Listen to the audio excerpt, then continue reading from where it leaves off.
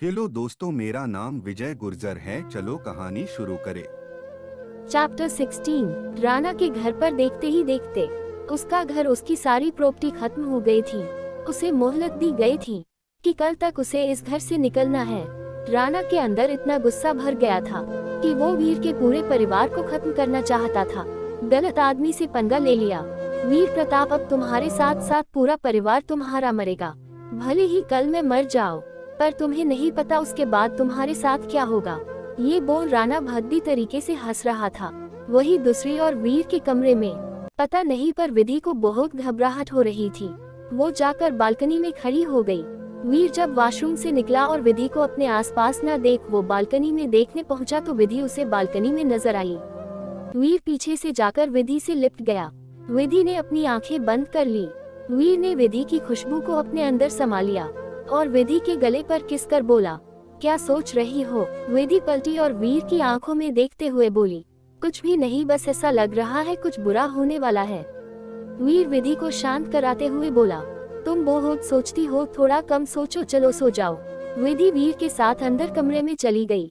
वीर सोफे पर सोने जा रहा था, तभी विधि उसका हाथ पकड़ बोली, आप यहाँ सो सकते हैं, बेड बड़ा है, आप दूसरी तरफ सो जाए।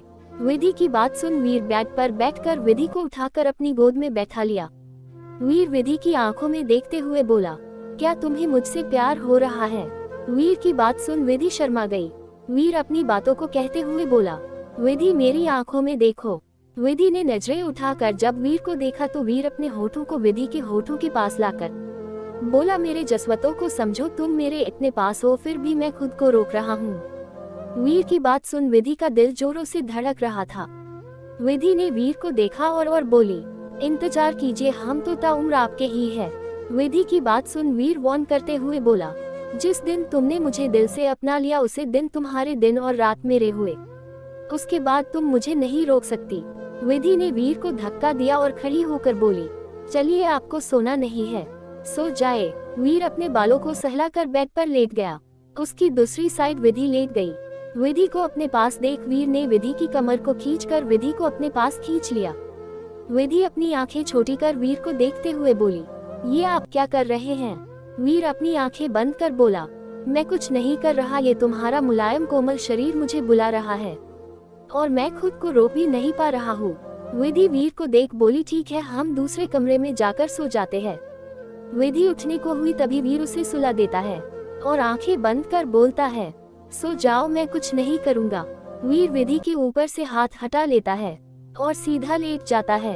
वीर को देख विधि समझ जाती है वीर थोड़ा नाराज है, पर इतने दिन में तो विधि जान गई थी कि वीर उससे ज्यादा गुस्सा नहीं करता था। विधि मुस्कुराए और उठकर वीर के सीने पर लेट गई। वीर जो सोया भी नहीं था विधि को ऐसा करता देख मुस्कुरा दिया और विधि के पीठ पर अपना हाथ रख दोनों गहरी नींद में चले गए। अगली सुबह वीर पहले ही उठकर मंदिर चला गया था। पूरे उदयपुर को पता चल गया था कि आज वीर राणा को मारने वाला है, पर वही विधि को इसकी भनक तक नहीं थी। घर में भी सबको ये बात पता थी, पर किसी ने विधि को नहीं बताई। सुबह ही सब मंदिर जा रहे थे। वीर ने पहले ही बहाना बनाकर चला गया था और सभी घरवाले को मंदिर जाता देख विधि बोली, मासा क्या हम भी मंदिर चले? श्रीमंत जी विधि को बोले, बहू आप नाश्ता बना लीजिए, वीर भी थोड़ी देर में आ जाएगा। विधि ने भी ज्यादा कुछ नहीं कहा। सभी वहां से निकल गए। दूसरी ओर मंदिर में इतनी भीड़ थी। आज माता के मंदिर की पूजा वीर ने की थी। उसने बस आज एक धोती पहनी थी। पूजा कर वीर नदी के पास आया और देखते ही देखते वहां भीड़ बढ़ गई। पास में खड़ा राणा वो गंदी तरह से मुस्कुरा कर बोला, हुकुम सा, यहाँ की लड़कियों की इज्जत के लिए लड़ रहे हो ना? याद रखो, जिन लड़कियों के लिए तुम लड़ रहे हो, अगर आज तुम यहाँ मर गए तो हर रात मेरे कोठे पर गांव की एक लड़की होगी, उनमें तुम्हारी बहन और बीवी भी आती है। सुहानी और विधि को बीच में आता देख अर्जुन, रिवान, रूहान भी आगे आए। तभी वीर ने तीनों को रोक दिया। श्रीमंत जी गुस्से में बोले, वीर ये आदमी आज मर जाना चाहिए। तभी सारे गांव वाले चिल्लाकर बोले, हाय से मार दो। रूहान ने वीर के हाथ में 2 तलवार दी। वीर ने एक तलवार राणा के हाथ में दे दी। लो, मुकाबला बराबरी का होना चाहिए। दोनों ने तलवार निशाने पर रखी। भले ही वीर विदेश में रहा था, पर उसने तलवारबाजी, घुड़सवारी सब सीखी थी। दोनों लड़ना चालू करते हैं। मुकाबला बराबरी का हो रहा था, लेकिन मौका मिलते ही राणा वीर के दाहिने हाथ को घायल कर देता है। वीर के हाथ से खून बहने लगाता है। राणा ये देख बहुत खुश होता है, पर हजारों की संख्या में लोग वीर के लिए प्रार्थना कर रहे थे। वही वीर के चेहरे पर एक मुस्कान होती है। काफी देर तक लड़ने पर जब वीर को राणा की कमजोरी पता चलती है तो वीर तुरंत एक ऐसा वार करता है जिससे राणा के हाथ की सारी उंगली कट गई और 5 उंगली गिर गई। राणा कुछ समझता तभी तलवार उसके आर पार हो गई थी और राणा वही गिर जाता है। पूरे राजस्थान के लोग तालियां बजाते हैं। वीर सभी को देखता है। सब खुश थे, पर तभी उसे हरी साड़ी में एक लड़की आंखों में आंसू लिए खड़ी थी। वीर विधि को यहाँ देख चौंक जाता है। विधि गुस्से में वहाँ से चली जाती है। वीर उस वक्त कुछ नहीं बोलता। विधि वहाँ से घर आ जाती है। कुछ देर बाद जब सभी घर आते हैं, वीर सीधा अपने कमरे में चला जाता है।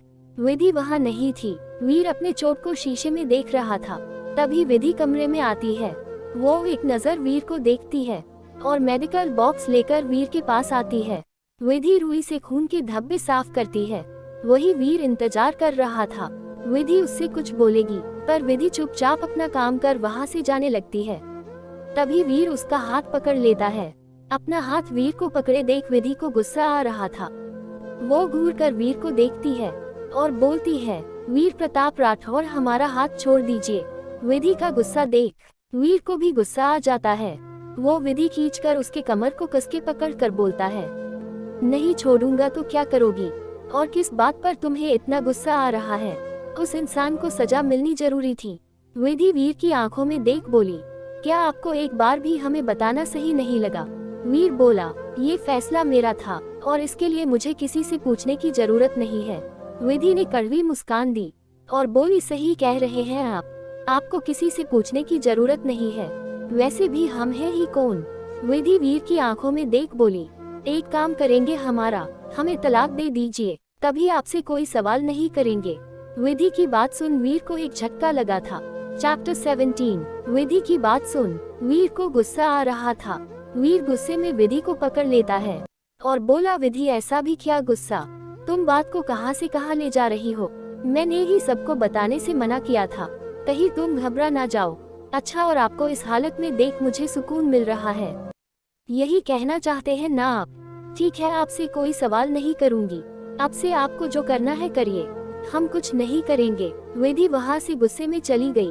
वीर खड़ा विधि को देख रहा था। विधि निकलकर सीधा किचन में चली गई। विधि सबको खाना खिला दी। वीर भी सबके साथ खा रहा था। सबके खा लेने के बाद नौकर ने बर्तन धो दिए थे। आज विधि अपने दूसरे कमरे में चली गई। सभी खाना खाकर अपने कमरे में चले गए थे, पर वीर जानता था विधि ने खाना नहीं खाया। वीर किचन में गया और विधि के लिए खाना प्लेट में परोसकर विधि के कमरे में आया। विधि बालकनी में बैठी हुई थी। वीर खाने की प्लेट लेकर विधि के पास पहुंचा। विधि ने वीर को देखा और इग्नोर कर दिया। वीर जाकर विधि के बगल में बैठ गया और खाने की प्लेट को टेबल पर रख विधि से बोला, विधि खाना खा लो। विधि ने बात आगे ना बढ़ाकर खाना प्लेट लिया और खाना खा लिया। वीर कुछ बोलता उससे पहले विधि बोली, चिंता मत करिए, आपको हमें कोई चीज बताने या मनाने की जरूरत नहीं है, हम भूख लगने पर खाना खा लेते हैं। विधि वहाँ से उठकर सीधा बाहर आ गई। आंगन में बैठे सभी बातें कर रहे थे। विधि वहाँ से निकलकर सीधा महल के पीछे बने पुल के पास चली गई। महल में ही एक फंटेन था जिसमें कमल खिले थे। ऊपर झड़ने से आ रही धूप सीधा उस पुल पर पड़ी थी, जिससे वो कमल और सुंदर लग रहा था। वीर जब बाहर आया तो विधि आंगन में नहीं थी। सुधा जी और रीमा जी ने जब वीर को परेशान देखा तो सुधा जी ने उसे अपने पास बुलाया।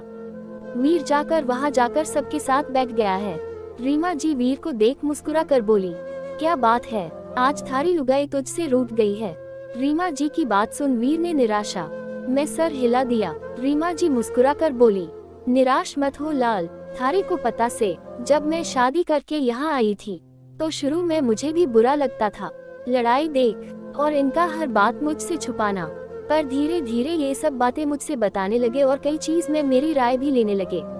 हाँ, पर एक बात है, कभी तेरे बाबा सा ने ऐसा कोई काम नहीं किया जिससे मुझे तकलीफ हो या घर वालों को हो, हमेशा सारे परिवार को समेट कर रखा। बेटा मैं जानती हूँ तुम विधि को अपनी पत्नी मानते हो, पर हाँ विधि जिद में तुमसे भी अच्छी है। विधि को एक बार गुस्सा हो जाए फिर उसे मनाना बहुत मुश्किल है। पत्नी का मतलब ये तो नहीं है कि वो बस तुम्हें शारीरिक सुख दे, वो तुम्हारे हर सुख दुख में साथ दे सकती है। एक बार उसे बोलकर तो देखो। इतने साल से विधि ने इस घर को बनाए रखा, कभी किसी चीज की शिकायत नहीं की। अगर आगे बढ़कर तुम उसका हाथ थाम रहे हो तो उसे सब कुछ बताने की ताकत रखो। मुझे पता है वो तुम्हारी आखिरी सांस तक साथ देने वाली है, पर उसके लिए तुम्हें भी अपना पति धर्म निभाना होगा। और हाँ, विधि जब भी नाराज होती है तो वो महल के पीछे वाले पुल के पास जाकर बैठ जाती है। उसे अभी परेशान मत करना, उसे वहाँ शांति से रहने दो। बेचारी बचपन से सारी जिम्मेदारी निभाकर थक चुकी है, उसे थोड़ा आराम करने दो। वीर कुछ नहीं बोला, बस वो विधि से मिलकर वो बात करना चाहता, पर अभी वो विधि से बात करना चाहता था। सुहानी बोली, भाई साहब भाभी सा की ना बाहर की चटपटी चाट और गर्म जलेबी बहुत पसंद है, आप चाहे तो आज उन्हें घुमाने ले जा सकते हैं। वीर सुहानी की बात मान गया। वीर के दिमाग में कुछ और ही चल रहा था। शाम को जब विधि अंदर आई तो सबको बैठा देख उसने टाइम देखा तो 6 बज रहे थे। विधि माफी मांगते हुए बोली, माफ करिए मासा, हम अभी चाय बना लाते हैं। सुधा जी उसे शांत कर बोली, रहने दो, सबने चाय पी ली है। वो विधि बेटा हमारा काम कर दो, दर्जी के पास हमारे कुछ कपड़े थे, जाओ उसे ले आओ। विधि ने जी कहा, तभी सुधा जी बोली, वीर जाओ विधि को दर्जी के पास ले जाओ। पर विधि मना करते हुए बोली, मासा हम चले जाएंगे। रीमा जी बोली, घर की बहू अकेले शाम को बाहर जाए अच्छा थोड़ी ना लगता है। वीर ने सुहानी और वैशाली को देखा तो दोनों बहाना बनाते हुए बोली। सुहानी बोली, भाभी सा हमें न कॉलेज का असाइनमेंट पूरा करना है, जमा करवाना है। वैशाली बोली, और भाभी सा हम अभी सीमा के घर जा रहे हैं, उसे हमारी मदद चाहिए थी। अच्छा तो हम चलते हैं। वैशाली वहाँ से जाने लगी, तभी वीर उसे रोकते हुए बोला, वेशु शाम हो गई है, रिवान तुम्हें छोड़ आएगा। वैशाली न करते हुए बोली, भाई साहब हम चले जाएंगे, बस अपने चाचा के घर ही तो जा रहे हैं। वीर बोला, तुम्हारे चाचा को मैं अच्छे से जानता हूँ, इसलिए रिवान तुम्हारे साथ जाएगा। वैशाली कुछ नहीं बोली। वैशाली वहाँ से बाहर चली गई। रिवान भी उसके पीछे चला गया।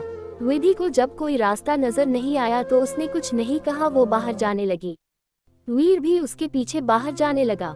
विधि कार के पास पहुंची तो वीर ने विधि के लिए दरवाजा खोला।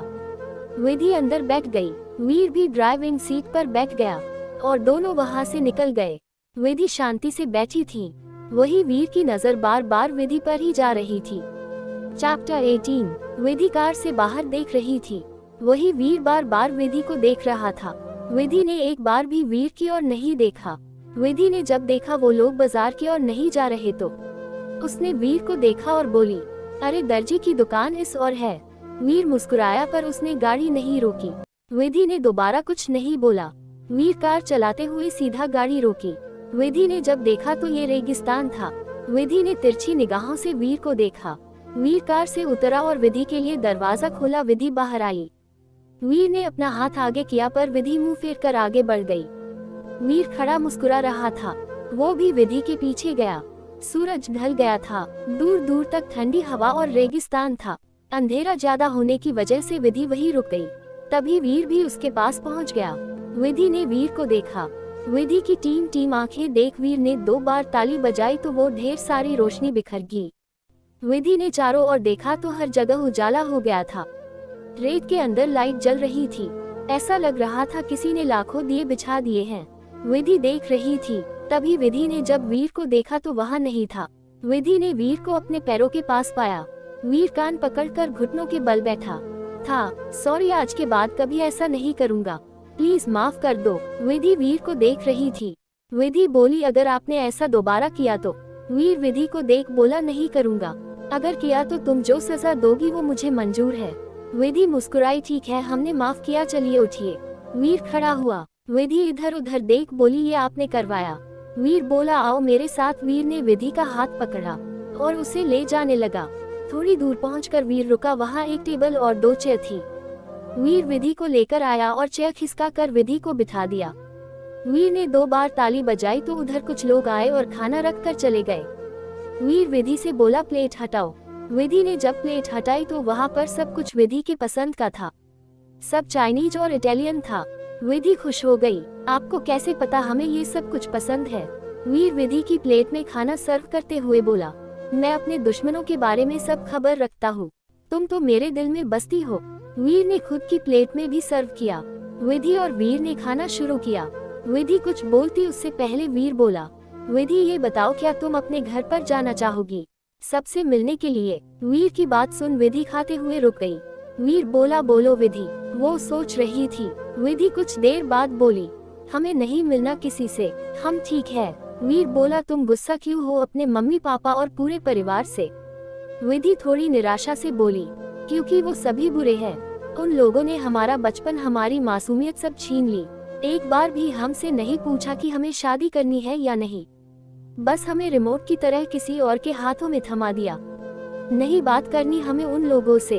वीर विधि से बोला, मतलब तो तुम मुझसे भी नाराज हो? विधि अपना सर झुकाकर बोली, जी, आपने भी तो वही किया जो हमारे परिवार ने किया। विधि की बात सुन वीर समझ गया था विधि ने अपने अंदर कितना दर्द और गुस्सा छिपा रखा था। वीर बोला, अगर वो तुमसे माफी मांगना चाहे तो क्या तुम उन्हें माफ करोगी? वीर की बात सुन विधि की आंखों में आंसू आ गए। वो बोली, हम बस मम्मी से बात करेंगे और किसी से नहीं। वीर विधि से पूछा, अच्छा तो क्या तुम अपनी मम्मी से मिलने जाओगी? विधि ने वीर को देखा, आप ये क्यों कर रहे हैं? वीर मुस्कुराया और बोला, तुम इतने सालों तक मेरी वजह से सबसे दूर हो गई। अगर उस वक्त मैं बात समझता तो तुम हमेशा सबसे पास रहती। कहीं ना कहीं इन सब की वजह मैं हूँ। मैं अपने गुस्से में भूल गया था कि तुम सिर्फ 17 साल की हो। तुम्हारे भविष्य का क्या होगा? तुम्हारे पापा के बाद तुम्हारा ध्यान भी मुझे ही रखना था, पर मैं सब कुछ छोड़कर चला गया। तुम्हारी कोई जरूरत या जिम्मेदारी नहीं संभाली। मुझे माफ कर दो विधि। विधि कुछ नहीं बोली। वीर बोला, जानता हूँ भुलाना मुश्किल है पर वादा करता हूँ सब कुछ ठीक कर दूंगा। चलो अभी खाना खा लो।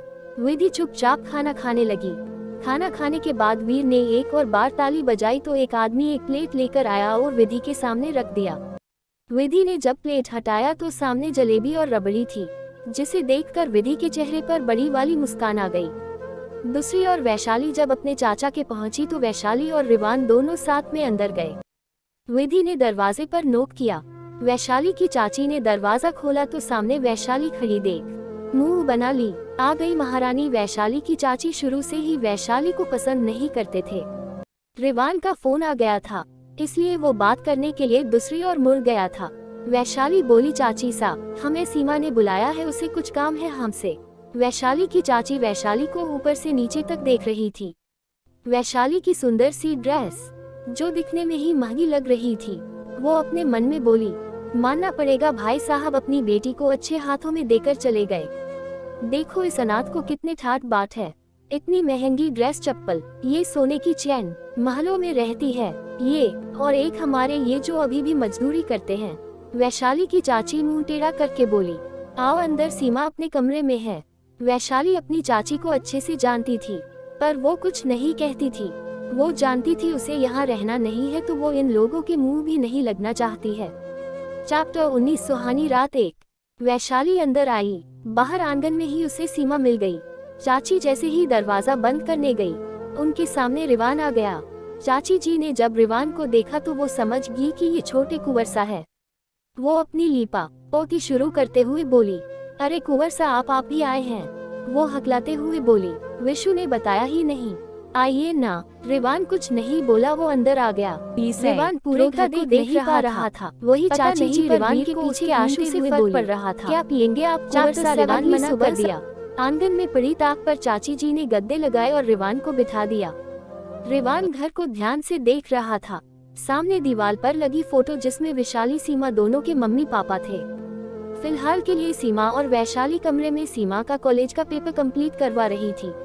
चाची जी बैठी रिवान की सेवा में लगी थी। जब वैशाली का काम खत्म हो गया तो वो बाहर आ गई। वैशाली बाहर आई और चाची जी को देख बोली, हम जाते हैं, अब काफी देर हो गई है। रिवान भी खड़ा हुआ। चाची जी हंसकर बोली, कितनी बार कहा है, ये घर तुम्हारा ही है, पर तुम्हें तो महलों में रहने की आदत सी लग गई है।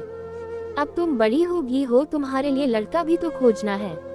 आकर इधर रहो। वैशाली कुछ बोलती उससे पहले ही रिवान बोला, इसकी जरूरत नहीं है।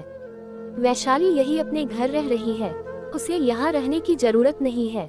वो वहाँ ठीक है और उसके लिए रिश्ता मासा देख लेंगी। रिवान वैशाली का हाथ पकड़कर वहाँ से निकल गया। दोनों बाहर आए। वैशाली वैसे भी लोगों से कम ही बोला करती थी। वैशाली गाड़ी में रिवान के साथ बैठ गई। कार वहां से निकल गई। रास्ते में भी वैशाली कार के बाहर देख रही थी। उसे देख रिवान बोला, तुम इतनी बोरिंग कैसे हो सकती हो? पहली बार किसी लड़की को इतना शांत देखा है। रिवान की बात सुन वैशाली मुस्कुराए और बोली, हम चुप नहीं रहते, बस लोगों पर विश्वास कम करते हैं। इसलिए मतलब तुम्हें मुझ पर विश्वास नहीं है? ऐसा नहीं है कुंवर साहब, वो हम ये सोचते हैं कि बेवजह क्या ही बात करे आपसे। रिवान कार चलाते हुए बोला, वेशु मेरी बात को जानकर अनजान मत बनो। तुम्हें पता है मैं तुमसे प्यार करता हूँ, फिर ये सब क्यों कर रही हो? हर वक्त इग्नोर करती हो। वैशाली अपना सर नीचे झुका बोली, नहीं कुंवर साहब, आप हमसे प्यार नहीं कर सकते। आप अच्छे से जानते हैं हम आपके लायक नहीं है। रिवान बोला, तुम ऐसा क्यों सोचती हो ये मैं नहीं जानता, पर मैं अच्छे से जानता हूँ तुम्हारी शादी मुझसे ही होगी। वैशाली कुछ भी नहीं बोली। दूसरी ओर विधि और वीर दोनों अब घर की ओर निकल गए थे। दोनों कार में थे। तभी वीर कार चलाते हुए बोला, विधि तुमसे एक बात पूछूं? विधि ने सवाल किया। क्या? वीर सामने देखते हुए बोला, तुम्हें नहीं लगाता अब हमें फैमिली बनाने का सोचना चाहिए? वीर की ऐसी बात सुन विधि को पहले तो समझ नहीं आया, पर जब उसे वीर की बात समझ आई तो उसके गाल शर्म से लाल हो गए, जिसे देख वीर मुस्कुरा दिया। वीर बोला, विधि तुम अभी 23 की हो, अगले 2 साल में हमारे 2 बच्चे तो हो जाएंगे। विधि वीर के मुंह पर हाथ रख बोली, चुप हो जाए, आप कुछ भी बोले जा रहे हैं। वीर विधि का हाथ चूम कर बोला, मैं ठीक बोल रहा हूँ। देखो तुम्हें कोई प्रॉब्लम नहीं होगी, तुम्हें बस हमारा बच्चा इस दुनिया में लाना हो, उसके बाद उन्हें मैं संभाल लूंगा। विधि के अंदर वीर की बातों से मीठा सा दर्द हो रहा था। वीर तब भी चुप नहीं हुआ। वो आगे बोला, वैसे तुम्हें पता है जब हमारी शादी हो रही थी तुम सिर्फ 17 की थी। विधि बोली, जी हमारा 16 साल ही पूरा हुआ था, उसके कुछ दिन में हमारी शादी करवा दी गई। वीर आगे बोला, और मैं 21 का था। मैं सोच रहा था कि किस बच्ची से मेरी शादी हो रही है, ऊपर से तुम कितनी छोटी हो, हाइट में मुझसे पूरी बच्ची लगती थी, पर अब देखो सच में तुम बहुत हॉट हो, बस मुझे तुम्हें थोड़ा और खिलाना पिलाना पड़ेगा। विधि खुद के बॉडी के बारे में ऐसा सुन वीर को देखने लगी और बोली, हाँ आप ठीक बोल रहे हैं, जब आपसे हमारी शादी हो रही थी तब हमने आपको देखा तो हमें गुस्सा आ रही थी कि हमारी शादी एक बूढ़े से हो रही है, इसलिए हमने मम्मी से बोला भी था कि आप बहुत बड़े लगते हो। अपने लिए बुरा सुन वीर विधि को घूरने लगा और बोला, कहाँ से मैं तुम्हें बुरा लगता हूँ? विधि अपनी आंखें मटकाते हुए बोली, वो हम थोड़ी बोल रहे थे, वो तो हमारी इंदौर में जो स्कूल फ्रेंड थी वो बोल रही थी। वैसे आप अभी 27 के हैं ना, मतलब आप अब बूढ़े हो रहे हैं। हमारी शादी सच में एक बूढ़े से हो गई है। वीर फिर से उसे घूरने लगा। वीर गुस्से में कार चलाने लगा। वीर ने फिर विधि से कोई बात नहीं की। वीर इतनी सी बात पर गुस्सा देख विधि को हंसी आ रही थी। दोनों जब घर पहुंचे तो भी वीर ने विधि से कोई बात नहीं की। सब अपने कमरे में सो चुके थे। वो दोनों कमरे में चले गए। वीर मुंह फुलाया सा गया, कपड़े बदले और तकिया लेकर सोफे की ओर बढ़ गया। विधि नहाकर जब बाहर आई तो वीर सोफे पर लेटा हुआ था। विधि ने सिंपल आसमानी रंग का लहंगा पहना था। विधि के बाल गीले थे। विधि को शरारत सूझी। उसने अपने ऊपर से दुपट्टा हटाकर बेड पर फेंक दिया और सीधा वीर के पास जाकर खड़ी हो गई। वीर को जब लगा कि कोई उसके पास खड़ा है तो उसने अपनी आंखें खोली। उसकी सबसे पहले नजर विधि की कमर पर गई। विधि की गोरी कमर, उस पर गोल्डन कमर बंद देखकर वीर का गला सूखने लगा। उसने विधि को देखा। विधि को देख वीर तुरंत उठ गया और बोला, तुम्हारा दुपट्टा किधर है? वीर के बैठने और बोलने के बाद विधि जाकर वीर की गोद में बैठ गई। विधि की खुशबू अपने अंदर ले वीर ने अपनी आंखें बंद की और वीर के हाथ विधि की कमर पर चले गए। विधि के हाथ अपने कमर पर रखते ही विधि की आंखें बंद हो गई, जिसे देख वीर ने तिरछी मुस्कान दी। वीर ने विधि को सीधा सोफे पर गिरा दिया। चैप्टर 20। वीर ने विधि को सोफे पर गिरा दिया। वीर विधि के ऊपर झुक गया। वीर विधि के खुले पेट पर अपनी उंगली फेरने लगा, पर तभी विधि ने उसका हाथ वहीं रोक दिया। वीर ने विधि को देखा तो विधि का पूरा शरीर उसके काबू में नहीं था। उसकी सांसें लंबी चली रही थी। वीर मुस्कुराया और विधि को देख बोला, अब बोलो, बूढ़ा बोला था ना तुमने, तो बताओ क्या करोगी अब मुझसे बचने के लिए? विधि शर्म से लाल हो गई थी। अब वो खुद अपने पैर पर कुल्हाड़ी मारने से पछता रही थी। वीर ने विधि के पेट पर किस किया। वीर के ये करने से विधि की सांसें तेज हो गई। वीर विधि को उठाकर अपनी गोद में बैठा लिया। वीर ने विधि को अपने आगे पैरों पर बिठा दिया और वीर उसके पीछे बैठा था। वीर ने विधि के बालों को आगे किया और उसके बैक पर किस करने लगा। विधि धीरे धीरे वीर में समा रही थी। वीर ने विधि की कमर को कुछ इस तरह पकड़ा था कि विधि की कमर पर लाल निशान बन गए थे। वीर धीरे धीरे विधि के जिस्म पर अपने होठों के निशान दे रहा था। वीर ने विधि के पंजों को अपने पंजों में कैद कर रखा था। धीरे धीरे वीर विधि के होठों की ओर बढ़ रहा था। विधि के होठ कांप रहे थे। वीर विधि के होठों के बिल्कुल पास था। विधि को यूं देख वीर बीच में ही रुक गया और बोला, तुमने अभी तक परमिशन नहीं दी है। वीर की बात सुन विधि होश में आई। विधि तुरंत खड़ी हो गई। उसने बैग से अपना दुपट्टा लिया। विधि को विश्वास ही नहीं हो रहा था। अभी जो कुछ हुआ वो उसकी वजह से हुआ है। विधि बिना वीर को देखे बालकनी में चली गई। विधि बालकनी में खड़ी थी, अभी यही सोच रही थी, वो कैसे ऐसा कर सकती है। विधि खड़ी सोच ही रही थी, तभी वीर पीछे से आकर उससे लिपट गया, पर विधि ने इस पर कुछ नहीं कहा।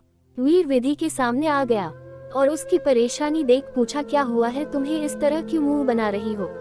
विधि बोली, हम ये से नहीं है, ये अभी हमने क्या किया, इस तरह के संस्कार नहीं है हमारे। हम कैसे अपना लिहाज अपनी मर्यादा भूल सकते, इस तरह बिना चुनरी के हम। विधि बोले जा रही थी, तभी वीर ने विधि के होठों पर अपनी उंगली रख दी। विधि चुप हो गई। वीर उसे समझाते हुए बोला, विधि ऐसा नहीं है, तुम हमेशा से पहले वाली ही विधि हो जो सबका ध्यान रखती है। और क्या गलत किया तुमने, पत्नी हो तुम मेरी, मुझ पर हक है तुम्हारा, चाहे जिस तरह मेरे सामने आओ। मेरे दिल में जो तुम्हारे लिए इज्जत है वो हमेशा वैसे ही रहने वाली है। मैं हमेशा तुमसे प्यार करता रहूंगा। तुम्हारे साथ ही मेरी दुनिया शुरू होती है। मेरे साथ शरारत, मुझसे गुस्सा होना, यही तो हमारे प्यार की पहचान है। अगर मैं कभी तुमसे अलग भी हुआ तो मैं तुम्हारा ही रहूंगा। विधि, तुम ये से सवाल कर हमेशा मेरे प्यार पर सवाल उठाती हो। तुम मेरी पत्नी हो, इसका मतलब ये नहीं हमारे बीच सब होना चाहिए। मैं तुमसे प्यार करता हूँ, इसलिए बस तुम्हारा प्यार, तुम्हारा साथ चाहता हूँ। और तब तक मैं तुम्हारे पास नहीं जाना चाहता जब तक तुम कंफर्ट नहीं होती। अगर तुम्हें नहीं पसंद तो मैं दूसरे कमरे में चला जाता हूँ। वीर वहाँ से जाने लगा, तभी विधि पीछे से उससे लिपट गई। विधि अपना चेहरा वीर के बैक पर रख बोली, माफ कर दीजिए, गलती हो गई। विधि की बातों से वीर मुस्कुरा दिया। उसने विधि को गोद में उठाया और बोला, चलो सो जाओ। वीर लाकर विधि को बिस्तर पर लिटा दिया। वीर भी आकर विधि के बगल में लेट गया। वीर ने अपना सर विधि के पेट पर रखा। विधि ने अपनी आंखें बंद कर वीर के बालों को सहलाने लगी। कमर में बालकनी से आती बस चांद की रोशनी थी, ठंडी हवा के साथ दो जोड़ा जो जन्मों के लिए एक दूसरे के साथ बंधे हुए थे। बस इनका ये साथ हमेशा बंधा रहे। अगली सुबह, आज दिन है संडे का, सभी आज सो रहे थे। विधि ने भी पूजा कर ली थी, पर सब सो रहे हैं ये देख उसने आरती जोर से नहीं गाई थी। विधि किचन में थी, वैशाली, विधि, सुहानी तीनों साथ में थे। सुबह की सुबह थी, आज सभी खुले आंगन में बैठे थे। तभी रिवान रूहान वहाँ आए। अर्जुन भी कुछ देर में आया। तीनों ने आज घर के कपड़े पहने थे। वीर जब वहाँ आया तो उसे 3 पीस सूट देख रूहान बोला, भाई आप कहीं जा रहे हैं क्या। वीर बोला, मुझे ऑफिस का कुछ काम है इसलिए जा रहा हूँ, दोपहर तक आ जाऊंगा। तभी विधि चाय लाते हुए बोली, रुकिए, कॉफी पीकर जाए, हमने बना दी है। विधि की बात सुन वीर रुक गया। वीर को रुकता देख रूहान बोला, भाई देख रहा हूँ दिन पर दिन जोरू के गुलाम होते जा रहे हैं। उसकी बात सुन वीर बोला, इसमें बुराई क्या है, विधि वाइफ है मेरी, अब उसकी बात नहीं सुनूंगा तो क्या तेरी सुनूंगा। बुआ जी ये सब देख रही थी। वो बोली, याद रखो तू राजस्थान को कुंवर सा से, वो बीवी से थारी, हमेशा थारे से 2 कदम नीचे ही रहेगी। वीर कॉफी पीते हुए बोला, बुआ सा मैं ये बात नहीं मानता। विधि मुझसे दुगना काम करती है, हॉस्पिटल और घर दोनों को संभालती है। जैसे जैसे मैं उसे जान रहा हूँ, विधि के लिए दिल में और इज्जत बढ़ रही है। वीर अपनी माँ से बोला, माँ मैं सोच रहा हूँ विधि को अपने साथ ले जाओ, दोपहर बाद उसे थोड़ा घुमा दूंगा। सुधा जी बोली, जब तुमने सोच ही लिया है तो क्यों पूछ रहे हो, वैसे भी हमें बस एक पोता या पोती दे दो, हम उसमें खुश हैं। वीर शर्मा कर वहाँ से किचन की ओर चला गया जहाँ विधि काम कर रही थी। चैप्टर 21। विधि किचन में काम कर रही थी, तभी विधि को वीर ने पीछे से पकड़ लिया। विधि एकदम से चौंक गई, पर जल्दी ही वो शांत हो गई। वीर विधि के कंधे पर अपनी ठुड्डी टिकाकर बोला, चलो बाहर चलते हैं। विधि खाना बनाते हुए बोली, जी हम नहीं जा सकते आज, हमें हॉस्पिटल जाना है। विधि की बात सुन वीर मायूस हो गया। विधि उसे समझाते हुए बोली, हम कह रहे हैं आज हमें जाना होगा, बाहर हम किसी और दिन चले जाएंगे। वीर भी विधि की बात मान गया।